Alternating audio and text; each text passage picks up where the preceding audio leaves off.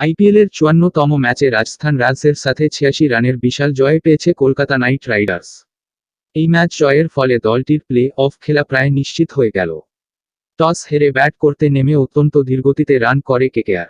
প্রথম ৬ ওভারে ওঠে মাত্র ৩৫ রান, কিন্তু সময় গড়ানোর সাথে সাথে নিজেদের খোলসমুক্ত করেছেন দলের দুই ওপেনার শুভমান গিল ও ভেঙ্কটেশ আর।